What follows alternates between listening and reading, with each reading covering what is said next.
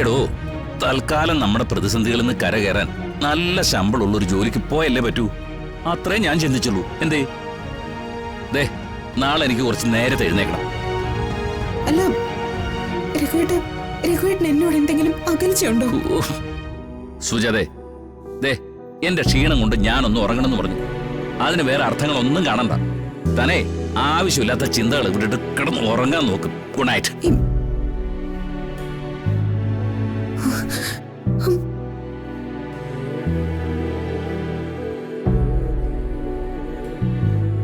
ബഹളം വെച്ചിട്ട് കാര്യമില്ല. രഘുവേട്ടന് തോന്നുമ്പോ രഘുവേട്ടൻ പറയട്ടെ.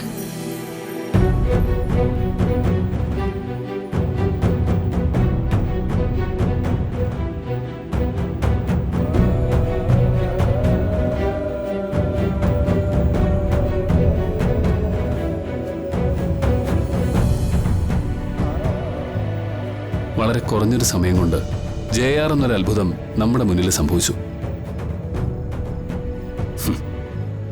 നമ്മളെല്ലാരും ഒരുപോലെ ഞെട്ടിപ്പോയൊരു കാര്യമായിരുന്നു. പക്ഷെ അതിനേക്കാളും ഞെട്ടിക്കുന്നത് രഘുങ്ങളുടെ മാറ്റം. അങ്കിളിന്ന് എന്നോടും അമ്മാവനോടും ഒക്കെ ബന്ധങ്ങളെക്കുറിച്ച് സംസാരിച്ചു. ഈ രക്തബന്ധമാണ് ഏറ്റവും വലുതെന്ന്.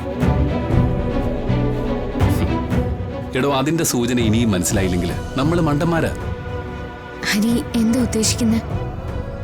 എടോ, മനുഷ്യരുടെ കാര്യമാ. എല്ലാരും അവരവരുടെ നേട്ടത്തെക്കുറിച്ച് ചിന്തിക്കും. അങ്കിളിനെ സംബന്ധിച്ചിടത്തോളം മകൻ ഇപ്പൊ അതിസമ്പന്നനാ, കോടികളുടെ ഉടമയാ. നമ്മുടെ കൂടെ കൂടി ഈ ദാരിദ്ര്യത്തിന്റെ ഭാഗമാവുന്ന എന്തിനാണെന്ന് ചിലപ്പോൾ ചിന്തിച്ചിട്ടുണ്ടാവും. അങ്ങനെയൊന്നും ആയിരിക്കില്ല ഹരി. എടോ, ഞാൻ പറയുന്ന സത്യമാണെന്ന് ഇനിയുള്ള ദിവസങ്ങൾ തെളിയിക്കും. സുജാത ആന്റിയോട് സംസാരിക്കുമ്പോൾ താൻ പറയണം, എന്തും നേരിടാൻ തയ്യാറായിരുന്നോളാൻ. കാരണം അവരൊരു പാവ. ഈ ഏറ്റവും വിശ്വസിക്കുന്ന ആളിൽ നിന്നൊരു ചതി സംഭവിക്കുമ്പോഴേ ചിലപ്പോൾ അത് താങ്ങാൻ കഴിഞ്ഞൊന്നും വരില്ല. അവർക്കിടയിലെ വലിയ രഹസ്യങ്ങളൊന്നും ചിലപ്പോൾ ഉണ്ടാവില്ല. അത്രയും പരസ്പരം സ്നേഹിക്കുന്നവരാ അവര് രണ്ടുപേരും. അമ്മയെ അച്ഛൻ വേദനിപ്പിക്കില്ല. വേറെ ഏത് ഭർത്താവ് ഭാര്യയെ വേദനിപ്പിച്ചാലും. എല്ലാവരുടെയും വിശ്വാസങ്ങളൊക്കെ അതുപോലെ തന്നെ ഇരിക്കട്ടെ. അങ്കിളിനോളം പ്രായം എനിക്കില്ല, അങ്കിളിനോളം ജീവിതാനുഭവങ്ങളും ഇല്ല. പക്ഷെ ഞാൻ നടന്ന വഴികളില് ജീവിതം ഒരുപാട് ഞാൻ കണ്ടിട്ടുണ്ട്. ആളുകളുടെ മാറ്റം ഞാൻ തിരിച്ചറിഞ്ഞിട്ടുണ്ട്. നിത്യ, എന്നെ സംബന്ധിച്ചിടത്തോളം ഇനി സംശയമൊന്നുമില്ല. രഘു അങ്കിള് മാറിക്കഴിഞ്ഞു. നമുക്കാർക്കും പിടികിട്ടാത്ത രീതിയിൽ മാറി.